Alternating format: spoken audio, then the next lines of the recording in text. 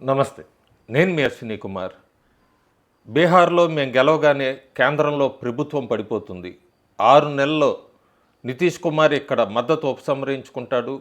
మోడీ ప్రభుత్వం పడిపోతుంది అంటూ కూడా ప్రచారం చేశారు బీహార్ ఎన్నికల్లో. ముఖ్యంగా కాంగ్రెస్ నాయకులు. ఓటు చౌర్యం చేశారు, ఓటర్ అధికార యాత్ర అని చేశారు.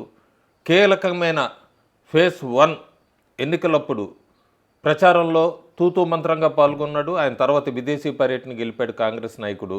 ఫేజ్ 2లో అయితే ఎక్కడా కనబడలేదు. తేజస్వి యాదవ్ కూడా చాలా జాగ్రత్తగా యాంటీ ఇన్కంబెన్సీ ఉన్న తన ఎమ్మెల్యేలు లేదా కొత్త అభ్యర్థులు ఒక 30 మందిని స్థానాలు మార్చాడు. ఒంటరిగా ప్రయత్నించాడు. ఓ రకంగా చెప్పాలంటే కాంగ్రెస్ పూర్తిగా తేజస్వి యాదవ్కి ఆర్జేడీకి వెనుపోటు పొడిచి వెళ్ళిపోయిందని చెప్పచ్చు. ప్రస్తుతం వస్తున్న బీహార్ ఎన్నికల ట్రెండ్స్ బట్టి బీహార్ ప్రజలకి థ్యాంక్స్ చెప్పాలి. ఎందుకంటే ఎక్కడా కూడా కాంగ్రెస్ నాయకుడు తీసుకొచ్చిన అబద్ధపు అసత్య ప్రచారాలని నమ్మలేదు.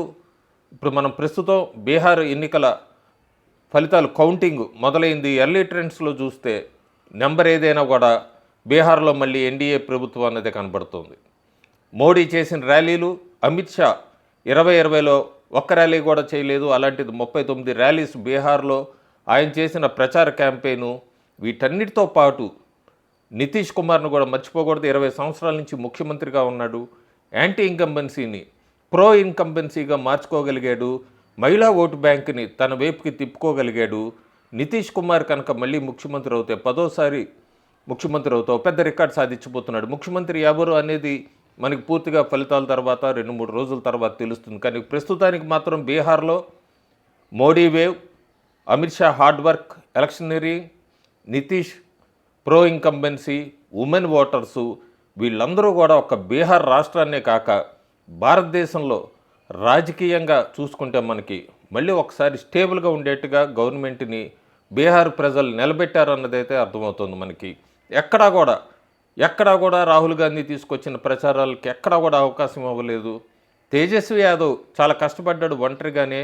కానీ అది కాంగ్రెస్ కూటమిలో ఉండటం వలన ఆ క్లియర్ ఇంపాక్ట్ అయితే బీహార్లో కనబడుతోంది ఆర్జేడీ పార్టీకి.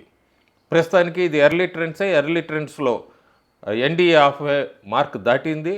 ట్రెండ్స్ మాత్రమే, తుది ఫలితాలు మధ్యాహ్నం 3-4 దాకా పట్టొచ్చు. కాకపోతే ఒకటైతే క్లియరు, ఈ ట్రెండ్స్ బట్టి ఎన్డీఏ బీహార్లో మళ్ళీ అధికారంలోకి రాబోతోంది. బీహార్ ప్రజలు ఆర్జేడీ లేదా ఇండియా అలయన్స్ లేదా గఠబంధన్ వీటన్నిటికన్నా కూడా ఎన్డీఏకి పట్టం కట్టారు. నితీష్కి, మోడీ పట్లే విశ్వాసం వ్యక్తం చేశారు. Thank you.